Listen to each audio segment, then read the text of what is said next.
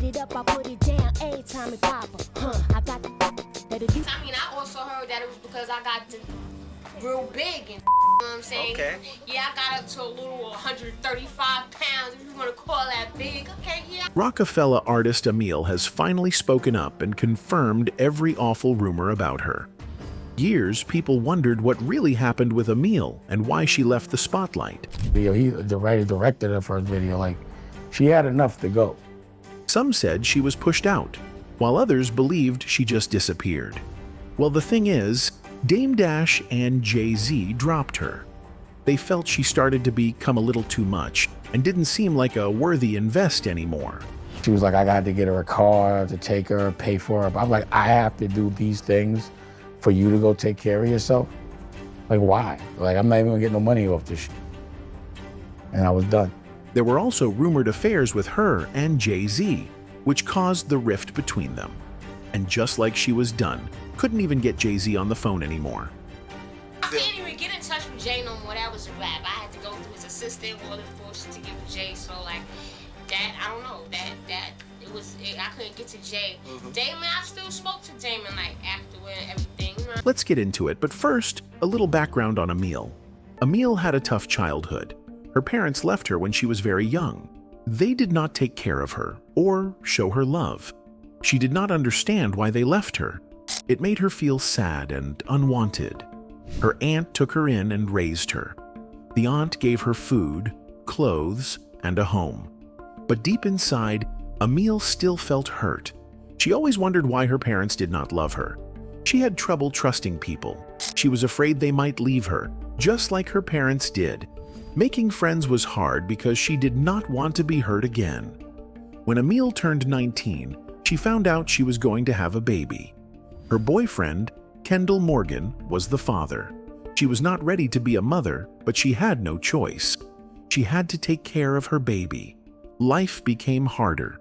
She had to learn how to be responsible. She could no longer think only about herself. It was not easy. Some nights, she cried because she felt alone. She had no parents to help her, and she did not know what to do. Even though it was hard, she loved her son and did her best. Then, in 1997, everything changed. She met two women named Liz and Monique. They were rappers too. They had a group called Major Coins, and they invited Amil to join them. She liked the idea because she never wanted to be a solo artist. She felt more comfortable in a group. She accepted their offer, and they started making music together. That was when she got a big chance to work with Jay-Z and Memphis Bleek on the song Hey Poppy for the Nutty Professor 2 soundtrack. It seemed like her career was on the rise. $150 million? I think Buddy's going to shout. When Amil recorded her verse for Jay-Z's song, Can I Get A? get it up, I put it down every time it pop up. I got She did not know it would change her life. At the time, she was just excited to be a part of the music. Jay-Z had already written the song, and he needed a female voice for a verse. Amil got the opportunity, and everything took off from there. The song became a big hit, and Amil's name started to grow in the music industry. She and Jay-Z had a great working relationship. Their voices blended well together, and they had good chemistry in the studio. Amil always felt that Jay-Z respected her talent. He liked her writing and her voice, but there was nothing more than that. In her first video, he directed her first video, like, she had enough to go. Even though Amil's career was moving fast, she wasn't fully into it. She felt like she wasn't mentally ready for the music industry. Everything was happening too quickly, and she didn't really know what she wanted. While other artists were focused on becoming big stars, she wasn't sure if this was the life for her. She didn't like traveling, and she didn't enjoy being at parties or clubs. She wasn't doing all the things that most rappers did to stay popular.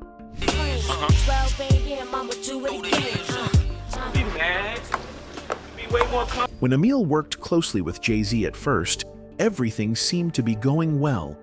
She was featured on some of his biggest songs, and people saw her as one of his protégés. She even went on tour with him and performed on stage. I will be at the top. You know what I'm saying? As far as female rappers concerned, Why wouldn't I be? You know what I'm saying? Shit, I write, I do it all. But when she released her first album, All Money Is Legal, it did not do well. After that, things started to change. Amil noticed that Jay-Z was not treating her the same way anymore. He started to pull away from her. It hurt her a lot because she thought they had a good working relationship. She was shocked when she found out she was dropped from Roc-A-Fella Records. No one from the label told her personally. Instead, she heard the news on the radio. It was a painful way to find out that her career with them was over. When Amil first signed with Roc-A-Fella, there was a lot of gossip in the music industry. People talked about why she got signed. Some rumors said she was in a relationship with Jay-Z, but she denied it. Others claimed she was pregnant by a married man, but she also said that was not true. Foxy Brown. Face, turn around and pop slick. You were in the street chick, I'm a in the streets chick. Another female rapper accused Jay-Z of using Amil to replace her. Jay-Z denied these claims and said he chose to work with Amil because Foxy Brown and Amil could not get along while touring together. Even though Amil left Roc-A-Fella, she later spoke out about what really happened behind the scenes. She said that not everyone at the label liked her. Some people didn't want her to succeed. It seemed like they were trying to push her out on purpose. She didn't know why they were against her, but she felt the pressure. There were also rumors about her personal life. Some people said that she was in a relationship with rapper Killah Priest and that Roc-A-Fella dropped her because of it. But Amil said that was not true. She didn't think her personal life should have mattered to the label. Another rumor was that people thought she was pregnant. She wasn't, but somehow that rumor spread. So then the rumor came about that I was pregnant. Okay. But I wasn't pregnant. She felt like the label used that as an excuse to get rid of her. She had worked hard to be part of Roc-A-Fella, but it seemed like they were finding reasons to move on without her. Before her album, Amil had already worked with big artists. She appeared on songs with Mariah Carey, Jermaine Dupri, Tamar Braxton, and Funkmaster Flex. She also worked on Jay-Z's songs like Nigga What, Nigga Who, Originator 99, Do It Again, Put Your Hands Up, and Hey Papi. Jay-Z wrote her verses for these collaborations. Amil later said that working with him felt natural and smooth. She once said that Jay-Z handed her a career. She went from having nothing to living a glamorous life, wearing diamonds and being part of the music industry. You can tell, and no disrespect to Amil, but that means that if you can't make it without me at all, that it was all gonna be, you know what I mean? Like, I wish she would have appreciated that moment a little better. Her album, All Money Is Legal, was recorded in New York City and Los Angeles. Jay-Z and Damon Dash were executive producers. About me lately, so I didn't care. I didn't think it was a secret, but if he has the nerve. Roc-A-Fella released several albums from new artists that year, including ones by Memphis Bleek and Beanie Siegel. Amil had co-writing credits on all her songs. Jay-Z believed she had talent for making songs, but Amil wanted to prove she was more than just someone Jay-Z helped. She wanted people to see her as her own artist. She also said she wanted to avoid making music with sexual themes and planned to stop using profanity in her songs. Jay-Z was featured on 3 songs in her album. One of them was Heard It All, where they rapped about trying to trick each other for money. Another song, That's Right, happened because Jay-Z heard the beat and liked it. His last appearance was on 4 Da Fam, which also featured Memphis Bleek and Beanie Siegel. In his verse, Jay-Z mentioned expecting a child, which made people think he was making a big announcement. At the time, he was not known for being in a committed relationship, so it got people talking. After her album came out, Amil was quickly removed from Roc-A-Fella. People in the music industry started making up reasons for why she was dropped. Some said it was because she had personal issues with Jay-Z. Another thing that made Amil feel uncomfortable was how the label treated her when she gained some weight. I mean, I also heard that it was because I got real big and shit, you know what I'm saying? Okay. Yeah, I got up to a little 135 pounds, if you want to call that big. Okay, yeah. She noticed that people treated her differently after she put on a few pounds. It felt like they only wanted her to look a certain way. When she no longer fit that image, they started ignoring her. This made her feel bad because she wanted to be valued for her talent, not just her appearance. It hurt her to see how quickly people changed. Years later, Amil spoke about what happened. She said there was no bad blood between her and Jay-Z. She explained that she was not ready for the fame and pressure that came with being in the industry. It was too much for her. After her album, she decided to step away from music. She also had a child with asthma, and she wanted to focus on taking care of her child. She said she did not want to do promotion for her album and just let herself disappear from the spotlight. She later regretted signing a record deal. She said she preferred being a rapper in her neighborhood and writing songs instead of dealing with the music business. Amil also talked about her relationship with Jay-Z. In the beginning, everything was great. He gave her opportunities, and she was thankful for that. But after she left the label, she felt like he didn't support her anymore. She tried to reach out to him a few times, but he never responded. She didn't understand why he ignored her. She thought they had a good bond, but after she left, it was like she didn't exist to him. That was painful for her. One of the hardest things for Amil was how Roc-A-Fella acted like she was never part of the label. When they did concerts and documentaries, they barely mentioned her. It was like they erased her from their history. That was confusing to her because she had been part of their success. If everything was fine, why did they pretend she was never there? She didn't expect to be treated like a superstar, but she wanted at least some respect for what she contributed. She also remembered when she did a music video with Beyoncé. At that time, she thought the label had big plans for her. She was the only female rapper at Roc-A-Fella, and it seemed like they were setting her up to be a big star. I feel like Jay had Beyonce in her first video. He directed her first video. Like, she had enough. But then, suddenly, everything changed. She wasn't included in things anymore. She felt like she was being pushed aside. It didn't make sense to her why they built her up only to let her go so easily. Amil admitted that she was young and didn't always understand the business. She was also a mother, and balancing music and family was hard. She felt like the label didn't have patience with her. Instead of helping her grow, they just let her go. She said nobody ever told her directly why they dropped her. They just stopped inviting her to things. She had to figure out on her own that she was no longer part of Roc-A-Fella. Even though Amil has spoken out, she never said anything bad about Jay-Z. She wasn't trying to start problems. She just wanted people to know her side of the story. She felt like she deserved respect for what she contributed to the label. She helped Roc-A-Fella succeed, and it hurt her that they acted like she was never there. It was on her. She was in the steering wheel. You know what I mean? It's like, if you have to ask what happened to that person, you have to ask that person what happened to that person because it's their fault. But Dame Dash, one of the founders of Roc-A-Fella, had a different side to the story. During a recent interview, Dame shared that after Roc-A-Fella dropped Amil, she did not do much in music. He said this showed that she could not make it on her own. He believed she did not appreciate the chance she had. According to him, she did not understand how much work was needed to stay successful.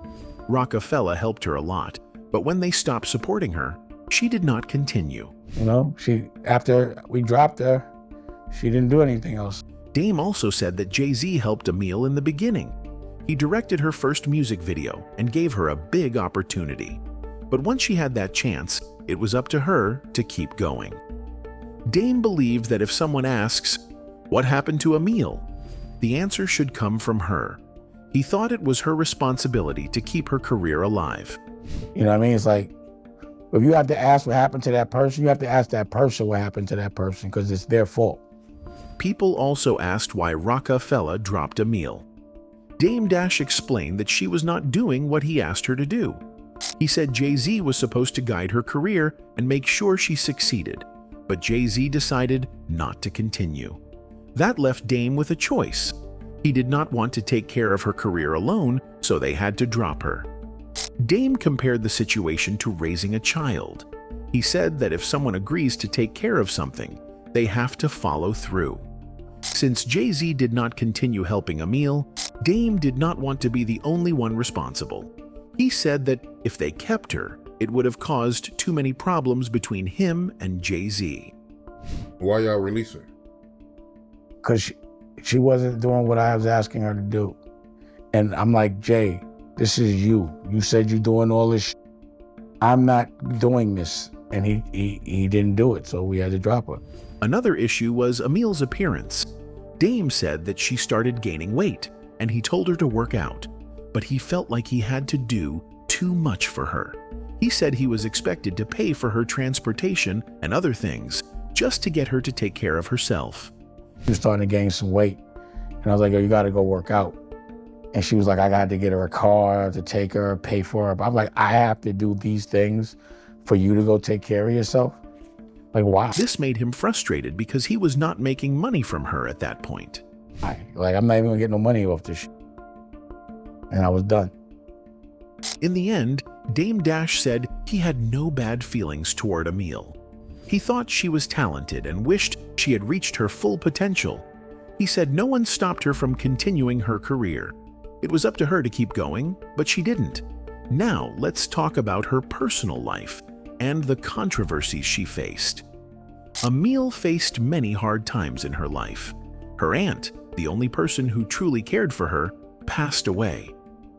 Amil felt lost. The one person who always stood by her was gone. She did not know who to turn to. She wished her parents were there to comfort her, but they were not. She felt alone again.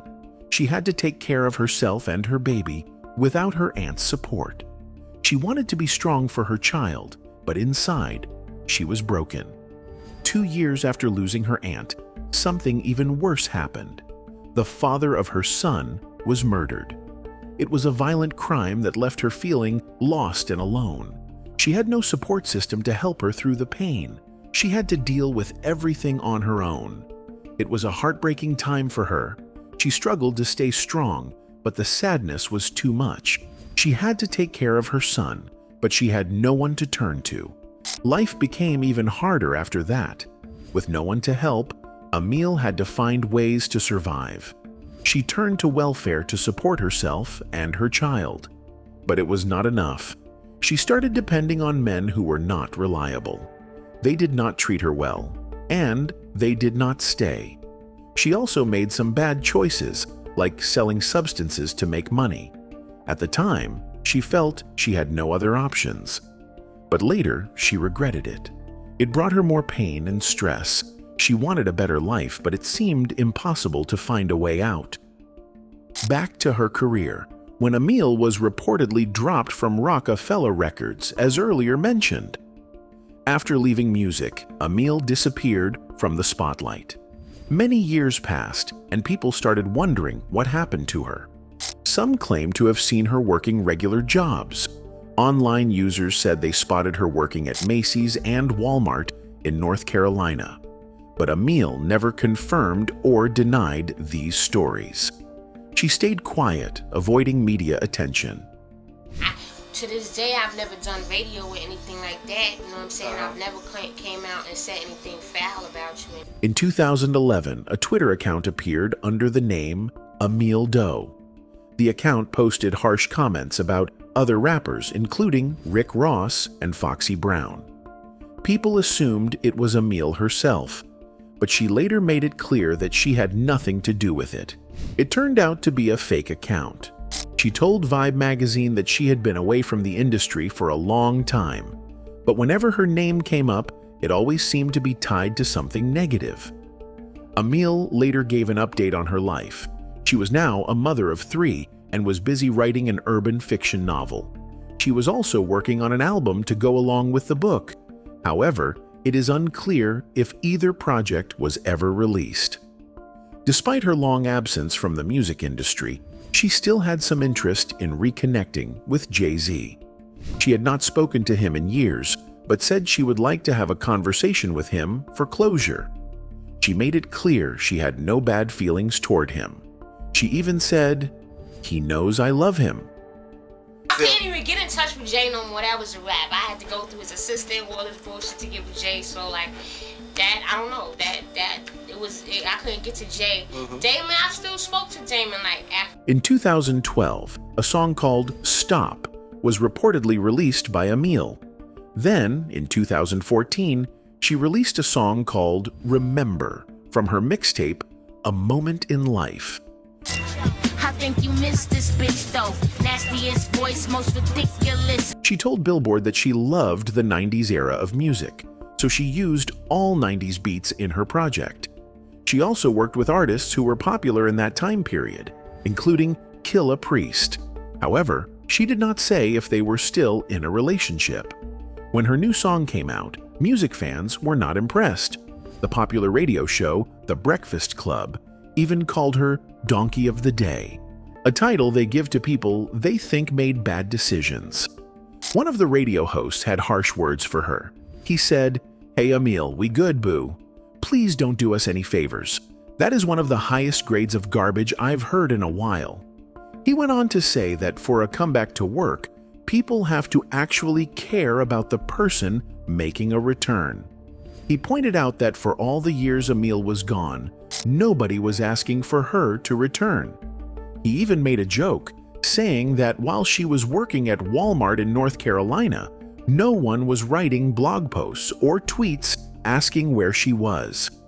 He said some people didn't even know she existed in the first place. After that, Amil disappeared again. She stayed out of the public eye until 2018, when she gave an interview with Hip Hop News Uncensored.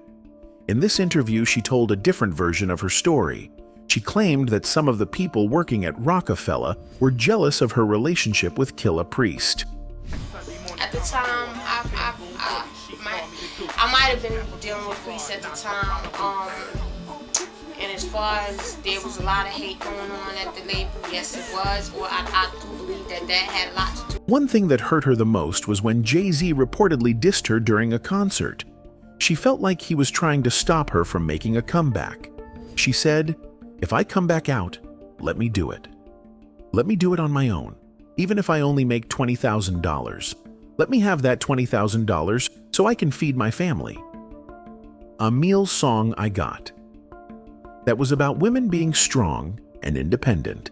She rapped about how she could take care of herself without needing a man. She said she could buy her own clothes, jewelry, and even a Mercedes-Benz. She wanted women to know they did not have to rely on men for money or support. One of her lyrics was, "I don't need a man to do for Amil what Amil can do." This showed she believed in working hard and being independent. Some people talked about how this song was different from her older songs. Before, she often rapped about getting money from men. But in I Got That, she talked about making her own money. A writer said this song gave a special touch to her album because it focused on women being in control of their lives. Other songs on the album, like All Money Is Legal and Girlfriend, had the same message. Amil rapped about how everything in life has a price, and women must take care of themselves. One writer believed the song should have been a bigger hit because of Beyoncé's part. Another writer said Beyoncé's singing made the song sound more like a Destiny's Child song, showing she was the leader of the group. Even though some critics liked Amil's unique voice, one magazine called the song one of the worst hip-hop songs of 2000.